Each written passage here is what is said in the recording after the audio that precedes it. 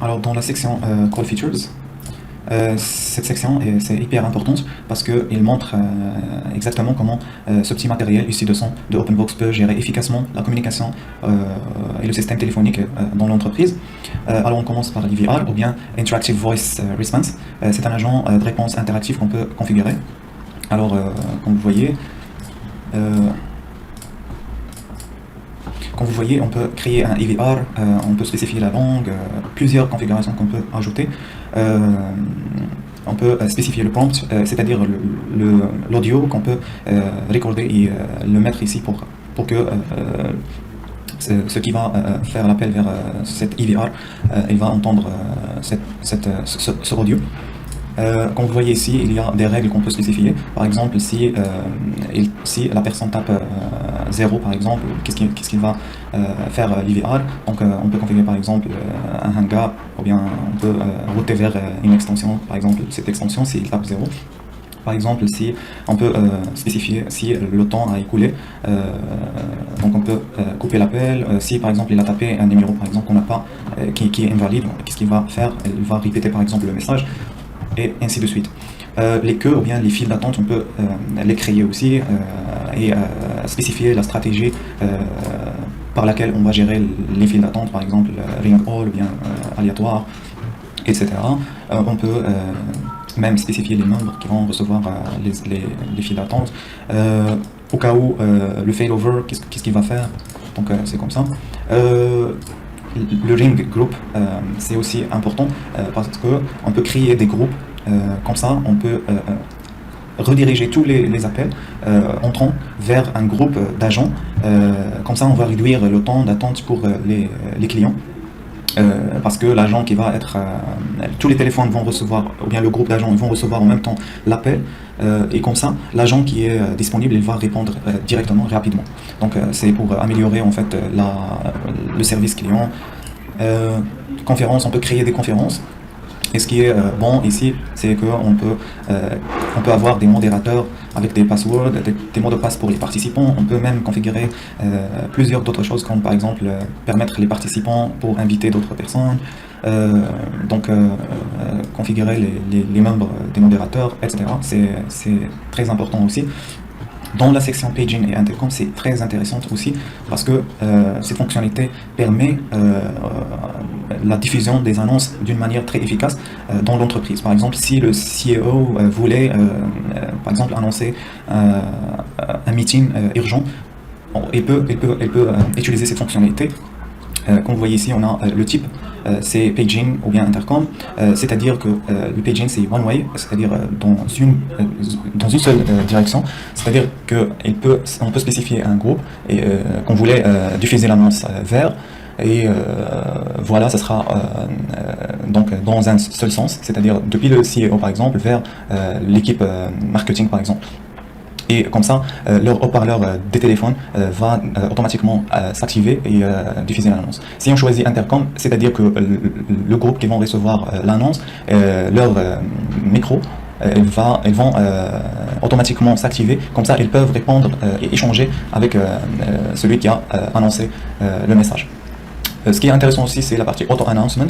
Auto-announcement, c'est si on voulait par exemple le système téléphonique qu'il soit configuré pour diffuser des annonces périodiques durant par exemple des jours de la semaine, par exemple chaque lundi, mardi, mercredi, jeudi, diffuser par exemple à telle heure, par exemple le message qu'on voulait, et ça sera répété.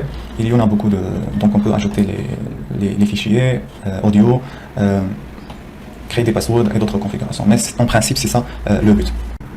Alors pour la subsection Follow Me et Find Me, il nous permet de créer des stratégies pour assurer la réponse pour le client. Par exemple, et Follow Me, par exemple, on peut par exemple pour cette extension, on peut définir une stratégie par exemple linéaire et définir des numéros qui vont suivre cette extension s'il n'a pas répondu dans un intervalle de temps de 24 par exemple secondes, ou bien on peut minimiser ça.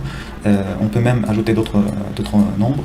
Comme ça, on va assurer une bonne qualité de service client.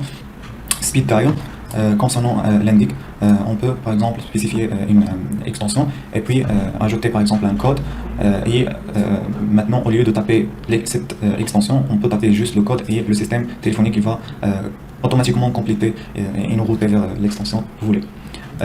DISA, ou bien l'abréviation de Direct Inward System Access, son but, c'est que on peut configurer des règles pour que l'agent peut passer des appels, même s'il est en dehors du bureau, il peut accéder au système téléphonique comme s'il est dans le bureau et faire passer des appels dans des plages qu'on peut lui permettre, comme par exemple ici. Et comme ça, cette option est très intéressante au cas où, par exemple, on est obligé d'être dehors du bureau, ou bien on est un agent, par exemple, qui tombe malade. Donc, il peut continuer à travailler depuis son maison, etc.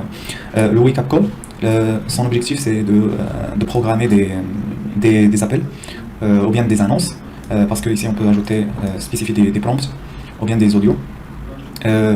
Donc on peut définir la stratégie par exemple tous les jours, ou bien on peut modifier ça et le personnaliser. C'est très intéressant, surtout dans des use cases comme par exemple dans les hôtels qui peuvent programmer par exemple des annonces ou bien des appels pour par exemple annoncer le petit déjeuner, le temps du petit déjeuner, etc. Dans le secretary, c'est ici on peut configurer les règles pour la secrétaire. Par exemple, les appels en interne, on voulait qu'ils soient redirigés vers la secrétaire, on peut configurer ça, ou bien les appels externes, on peut aussi les configurer et les rediriger vers la secrétaire, on peut configurer les deux en même temps. Announcement, son objectif, c'est qu'on peut configurer en fait des annonces pour que l'appelant ils peuvent entendre des annonces, par exemple des informations sur si par exemple l'appelant ou bien le client nous appelle dans des heures hors travail.